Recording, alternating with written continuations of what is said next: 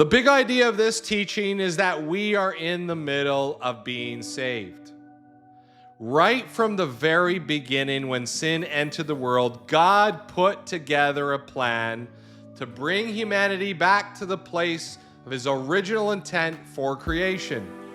And he provided a plan of salvation from sin and its effects.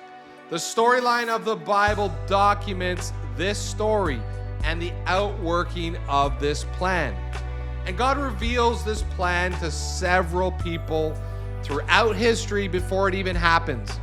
Each of these encounters helps us uncover a different aspect of this plan. God speaks to Eve in Genesis chapter 3, verse 15, and tells her that he is going to bring salvation to humanity. In Genesis chapter 12, verse 3, we see that God speaks to Abraham and said that he would actually bring it through his lineage. And then we see in Jacob's story in Genesis 35, God promises through his lineage, through the nation of Israel, through whom he would bring salvation to the entire world. We then see that God speaks to people like Samuel and David and Isaiah and Jeremiah and Micah and Zechariah, the very same message, but different aspects of that plan.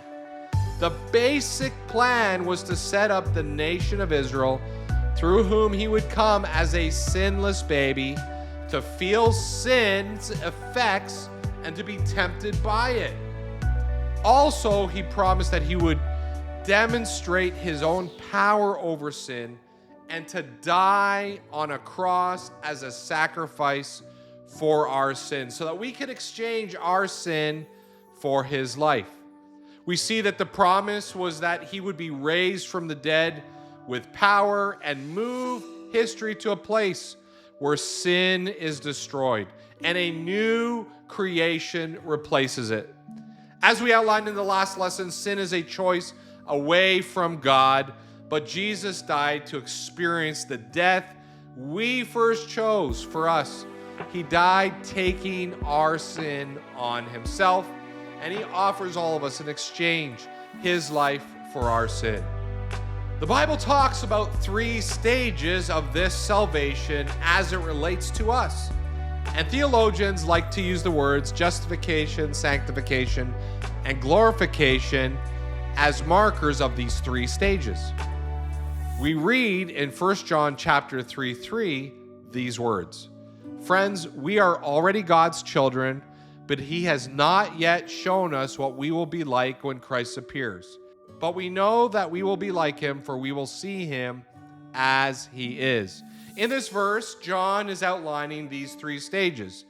We are God's children now. We do not know what we will look like when Christ appears, but we know that when he does, we will be like him because we're going to see him as he is. And these 3 words talk about these 3 stages. Justification is the first word. It refers to the moment you place your faith in Jesus, you are made right with God.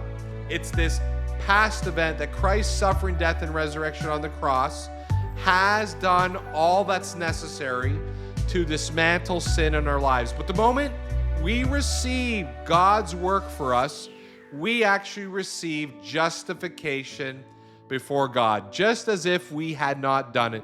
We are saved before Christ. The second word is the word sanctification. It refers to the second stage of our spiritual journey of salvation. It refers to the ongoing progressive transformation that happens inside of us, that frees us from sin's power. As God's Spirit comes to live within us, we will experience ongoing salvation in our lives. This work of sanctification, of gradually changing us into the image of God, is an ongoing work that happens in us each and every day. And the third word is glorification. That's a word that refers to the final stage of salvation, of God working in our life. It's a future word that affects our bodies, our souls, and our world.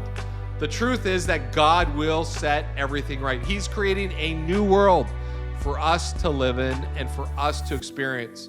evil will be destroyed, and all of evil will be eradicated from our world. In this final stage, God promises new bodies, a new mind, new emotions, new motives, and He will set everything right.